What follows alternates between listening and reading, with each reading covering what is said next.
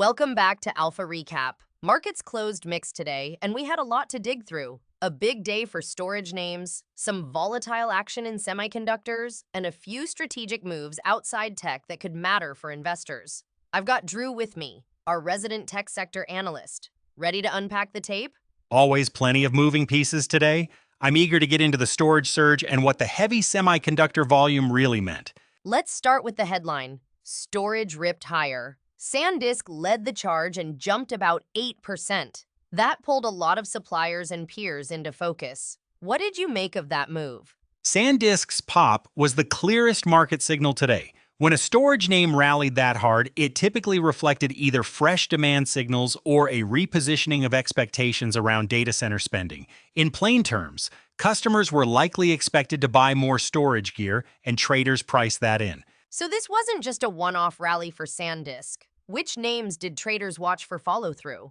The natural follow-ons were Western Digital, Seagate, and Micron.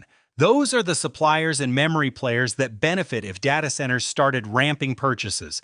Traders were scanning order flow and options activity across all of those to see if the storage theme had breadth. Quick question on the theme. Why does rising data center demand matter beyond a quarter or two?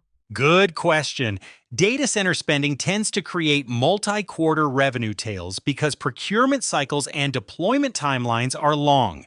If cloud providers and enterprises decide to refresh infrastructure that can sustain orders for storage and related semiconductors for several quarters, it's less of a one-off and more of an extended demand wave. All right, now let's pivot to semiconductors. The tape there was noisy.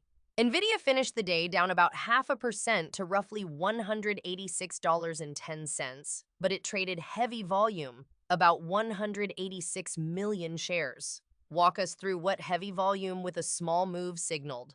When you see a big share count but only a small price change, it often looks like active repositioning.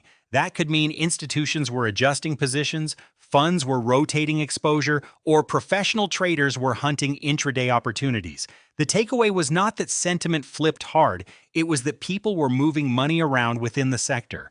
And then we had a leveraged semiconductor bear ETF that plunged about 4% on huge turnover, around 303 million shares. That felt important. What was happening there? That was one of the clearest market signals of the day. A leveraged inverse ETF like that is meant to profit if semiconductor names fall. When it dropped sharply on huge volume while the big semiconductor name barely moved, it suggested traders were covering leveraged shorts or liquidating bearish positions. Covering a crowded short can push prices the other way, and it often triggers significant flows into the long side. So basically, the market was rotating within hardware, storage up, some semiconductor exposure being reallocated, but not a wholesale sell-off in chips? Exactly. The mix we saw, modest weakness in NVIDIA, a big storage lift, and the inverse ETF collapsing on heavy volume, pointed toward intra-sector rotation rather than a clear directional shift across the whole market.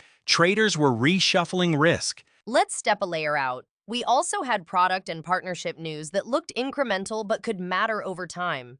Atos announced a deal to embed real-time, bi-directional AI voice translation into its digital workplace platform. No dollar terms were disclosed. Why should investors care? It's more strategic than immediately financial.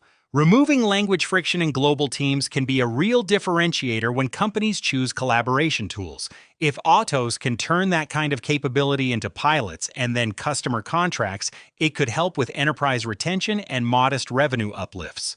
More broadly, it speaks to demand for low-latency AI services that push compute into the edge and cloud infrastructure, which again links back to data center and accelerator hardware demand. So product moves like that are worth watching for customer wins. The report suggested investors should look for pilot announcements or reseller deals to convert features into revenue.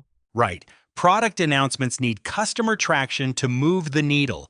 Look for binding agreements or explicit pilot rollouts in corporate commentaries. On retail, Walmart launched a premium musical instrument shop on its marketplace, a targeted effort to lift average order value and attract higher margin sellers. How should listeners interpret that? It was a metric play.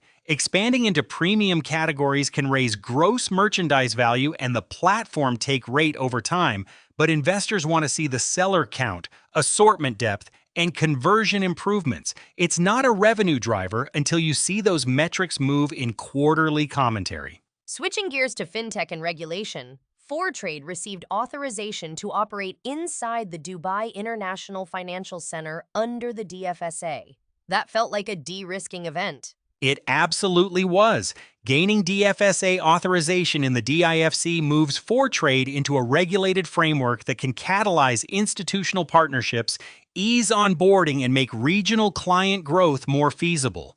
For fintechs, regulatory green lights often precede commercial expansion and revenue growth, because banks and large investors are more comfortable partnering with regulated entities. Investors should watch any filings that clarify permitted services and timelines, plus Trade's guidance on client onboarding and revenue targets for the DIFC unit. Exactly. The documents and subsequent operational commentary will tell you if this is a real growth vector or just a compliance box check. One of the more geopolitically charged stories, Horizon Capital announced its reconstruction-focused fund-backed Notice Energy to launch a 124-megawatt wind project in Ukraine. Horizon manages about $1.8 billion. Why was that important for markets? It was notable on two fronts. First, it's an early, high-conviction allocation to post-conflict infrastructure and renewables, so private capital is stepping into reconstruction roles. Second, projects that size are multi-year and need stepwise de-risking, permitting, off-take contracts, construction, then commercial operations. It's a signal that money is flowing into higher impact, higher risk opportunities where concessional finance and development demand intersect. So for investors, the path matters. Keep an eye on permitting, off-take deals, and construction milestones. Yes, those milestones are where risk clears and value gets realized over time. Healthcare tech had a smaller but meaningful item. Milliman MedInsight earned ONC ECQM certification. That's aimed at value-based care reporting. Why did that show up in the recap? Certification like that matters because health systems under value-based contracts need certified analytics to report performance. If Milliman MedInsight becomes a go-to analytics vendor for those reporting needs, that can translate into contracts and advisory work across Milliman's broader business. Again, the key triggers will be customer announcements and partnership deals. Before we wrap, a quick political headline, a report about heated rhetoric around Greenland, and some leaked texts circulated. You flagged that as a volatility trigger. Can you explain the mechanism? Political narratives like that can lift volatility in specific corners. Defense contractors, shipping, resource exploration, because even without immediate policy changes, uncertainty prompts repositioning.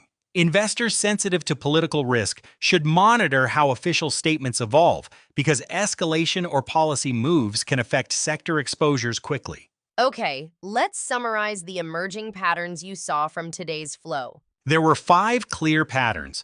1.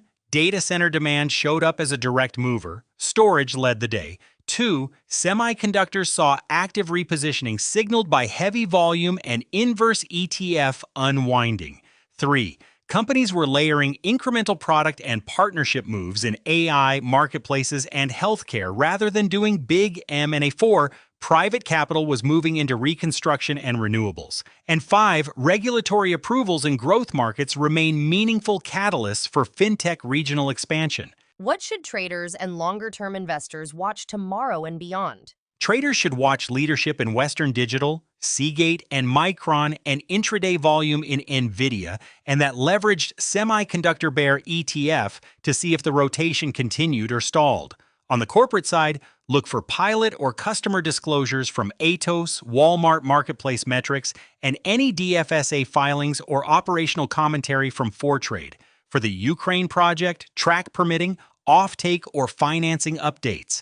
And across the board, watch for macro or political prints that could shift sentiment quickly. Great. Let's close with 3 clear takeaways for listeners. First, rising data center demand was the clearest near-term market signal. Storage upside was the headline. Second, Heavy volume in semiconductors suggested active position reshuffling rather than fresh news, so expect elevated intraday dispersion. Third, regulatory and capital moves from the DIFC authorization to early reconstruction investments are reshaping regional opportunity maps and can be durable catalysts if followed by concrete operational milestones. That's a concise wrap. Thanks for walking through all of that.